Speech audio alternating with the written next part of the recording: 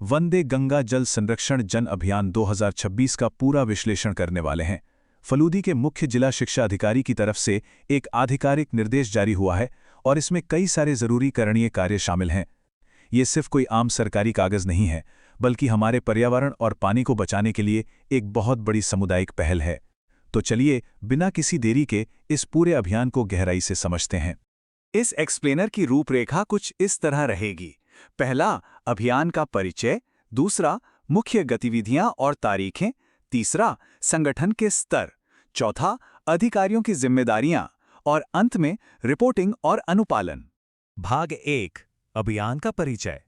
भाग 2, मुख्य गतिविधियां और महत्वपूर्ण तारीखें। अब आते हैं असल काम पर। इस पूरे अभियान को रणनीतिक तौर पर 2 सबसे अहम तारीखों में बांटा गया है। पहली तारीख है 25 मई 2026, जहां से इस अभियान का आगाज होगा, और फिर सीधा चलते हैं 4 जून 2026 पर, जिस दिन एक बहुत बड़ा और व्यापक जागरूकता अभियान चलाया जाएगा। तो 25 मई को असल में क्या क्या करणीय कार्य होंगे? देखिए, इस दिन सबसे पहले वंदे गंगा प्रभात फेरी निकाली जाएगी। इसके साथ ही गंगा एवं दशहरा की महत्ता विषय पर निबंध लेखन भी होगा। ये बुनियादी कार्यक्रम है और इन्हें बिना किसी चूक के आयोजित करना बिल्कुल अनिवार्य है, क्योंकि यहीं से पूरे अभियान की एक मजबूत नींव रखी जाएगी। और 4 जून का कार्यक्रम तो और भी ज्यादा दिलचस्प है। इस दिन पर्यावरण के प्रति जागरूकता फैलाने के लिए रचनात्मक और शारीरिक गतिविधियों की जैसे झड़ी लग जाएगी। निबंध लेखन, नारा लेखन, चित्रकला, खेलकूद प्रतियोगिताएं और नुक्कड़ नाटक, सब कुछ तय है। मतलब पूरा का पूरा फोकस इस बात पर है कि जल संरक्षण का संदेश एकदम जीवंत और आकर्षक तरीके से सब तक पहुंचे। भाग 3, संगठन के स्तर। अब सवाल ये है कि ये अभियान फैलेगा कहाँ तक? इसका पैमाना सच में बहुत बड़ा है। ये हर एक राजस्व गांव के प्राथमिक और उच्च प्राथमिक स्तर के स्कूलों से शुरू होगा, फिर ग्राम पंचायत मुख्यालय, वहां से ब्लॉक स्तर और अंततः फलोदी जिला मुख्यालय तक जाएगा। मकसद बिल्कुल साफ है, अभियान की गूंज जिले के हर एक कोने तक पहुंचनी चाहिए। भाग 4, आधिकारिक जिम्मेदारियां।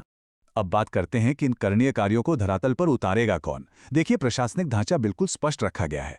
पंचायत स्तर के शिक्षा अधिकारियों यानी पीईईओ और यूसीईओ को सीधे निर्देश हैं कि वे तुरंत अपने अधीन आने वाले सभी संस्था प्रधानों को आदेश जारी करें। हर एक संस्था प्रधान इन गतिविधियों को समय पर और सही तरीके से करवाने के लिए पूरी तरह से पाबंद होगा। कुछ विशेष जिम्मेदारियां भी दी गई हैं जिन पर ध्यान देना जरूरी है। राजकीय उच्च माध्यमिक विद्यालय लटियालपुरा के प्रधानाचार्य को जिला और ब्लॉक स्तर का प्रभारी नियुक्त किया गया है। वहीं महात्मा गांधी राजकीय विद्यालय गौशाला के प्रधानाचार्य सह प्रभारी की भूमिका निभाएंगे। और हां, राजकीय बालिका उच्च माध्यमिक विद्यालय एसएमबी के प्रधानाचार्य को रंगोली कार्यक्रम का एक बहुत ही खास जिम्मा सौंपा गया है। भाग 5, रिपोर्टिंग और अनुपालन। सबसे अहम बात, करणीय कार्य पूरे होने के बाद क्या? इसके लिए एक बहुत ही सख्त 4 चरणों वाली रिपोर्टिंग प्रक्रिया बनाई गई है। पहला कदम, पंचायत के ग्राम विकास अधिकारी के साथ समन्वय करना। दूसरा, गतिविधियों को अंजाम देना।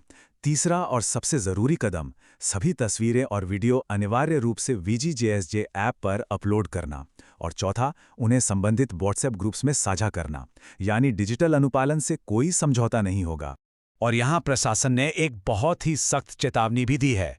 आदेश में साफ लिखा है कि अगर इन कार्यों में कोई भी देरी हुई या लापरवाही बरती गई तो इसके लिए संबंधित पीईईओ और संस्था प्रधान सीधे तौर पर व्यक्तिगत रूप से जिम्मेदार ठहराए जाएंगे। मतलब जवाबदेही पूरी तरह से तय कर दी गई है। तो इस पूरे विश्लेषण के बाद एक बहुत बड़ा और सोचने वाला सवाल सामने आता है। क्या इन तय तारीखों पर इस तरह का सख्त अनुपालन और समुदाय का इतना बड़ा जुड़ाव 2026 में फलोदी के जल संरक्षण की तस्वीर को सच में पूरी तरह से बदल कर रख देगा?